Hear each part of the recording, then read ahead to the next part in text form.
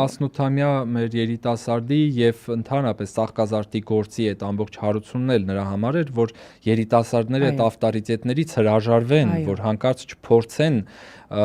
ինչ որ ձև հակազդել կամ ինքնադրսևորվել կամ արդար պահանջ ներկայացնել ու ընդհանրապես ինչ որ ձև երևալ։ Դրա համար հիմա այն նույն երիտասարդները, որոնք 2018 թվականին ասֆալտներին պառկելով ու ամենաանպատկառ ձևերով միտինգներ էին անում ու այդ ամբողջ անպատկառությունը կազմակերպում էին թե դագաղներ պարացնելուց մինչև մահվան այդ ժապավենները եւ այլն, այսօր նախընտրել են այսպես ես քաղաքականությամբ չեմ զբաղվում, եկեք քաղաքականությունից չխոսենք, եկեք օրինակ հավկիթներից խոսենք, օրինակ ինչու է կարմիր, եկեք Թովմաս ջան, դու օրինակ եկեղեցական ես, եկել ես ուղիղ եթեր, Զատկի երեկոն է, ինչ թեմաներից ես խոսում, մի հատ բացատրի, հավկիթը ինչու է կարմիր, օրինակ, թե չէ քաղ բանտարկյալներ, բանտարկված սրբազան, թիրախավորված վեհապար հայրապետ, կոռուպցիա, ազգային անվտանգության ծառայության ձախողում, այդ քո ինչ գործն է, հավկիթը ինչ է կարմիր, դու հոգևորական ես դարձել, հավկիթի գույնից խոսալու համար մաքսիմալ անշարժ թեմաներից։ Այդ պահանջը արհեստական պահանջ է դա, լայն հանրության մոտ չկա։ Իսկ ո՞նց ես դու դա զգում։ Քո հանրային ֆիդբեքից։ Բնականաբար, երբ ես խոսում եմ ու կարևոր թեմաներից եմ խոսում, այն թեմաներից եմ խոսում, որ իրապես մարդկանց հետաքրքիր է, նախ ես միայն համացանցով չեմ շփվում մարդկանց հետ։ Ես ուխտագնացությունների ընթացքում հենց այստեղ եկել եմ ուխտագնացությունից, ուխտավորների հետ ճրագալույցի պատարակը ամփոփել ենք եւ միանգամից գոշավանքից ուղիղ եկել եմ տաղավար։ Ես մարդկանց հետ շփվում եմ իրական։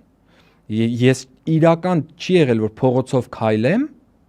մեկը մոտենա, ասի դու ինչու ես խառնվում քաղաքականությանը։ Դա միշտ կոմենտի տեսքով է։ Ինչ որ տարօրինակ խաժամուժ էջերից, որոնք պահանջ են գեներացնում։ Հոգևորականը թող խոսի, ընդ որում կապ չունի դու ինչից ես խոսում։ Հպարտությունից ես խոսում, քաղաքականություն է։ Որ գրամոլությունից ես խոսում, քաղաքականություն է։ Որտեղ իրենք պրոյեկտավորում են միանգամից, իրենց վրա։ Շնությունից ես խոսում, ընտանիքների բաժանումներից ես խոսում, քաղաքականություն է։ Ես մեղավոր եմ, որ դուք 7 մահացու մեղքերի մասին կառավարություն եք։ Բովանդակությունը 7 մահացու մեղքերն են։ Կստати շատ հավես ձևակերպում է։ 7 մահացու մեղքերի մասին կառավարություն։ Դե իդեպ այդ ես մի առիթով բավական մանրամասն վերլուծել եմ, որ իրապես այս կառավարությունը 7 մահացու մեղքերի մասին է շատ ուղիղ։ Տեսեք, հպարտություն, չմեկնաբանեմ, չէ՞, հենց սկզբում եկան հպարտությամբ, ինքը առաջին մահացու մեղքն է։ Երկրորդը նախանց։ Նկատել եք, որ այս իրենց նախկին մոլուցքի մեջ ակնհայտ նախանց կա, ինստեղ խնդիրը այն չի, որ իրենք թալանել են ու դա վատ է, ու այդ թալանը վատ է, ու այդ թալանը չպիտի լինի այլևս, չէ, խնդիրն է, որ այ մենք էլ էինք ուզում, չէին թողնում։ Այո։ Մեզ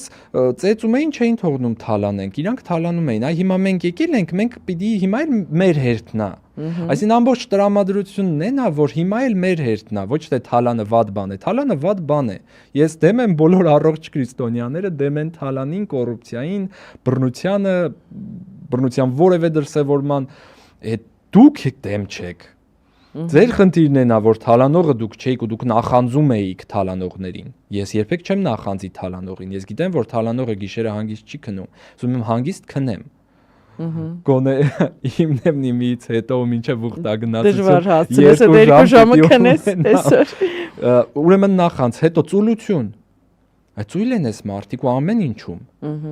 Որ գրամոլությունը չպարզաբանեմ, չէ։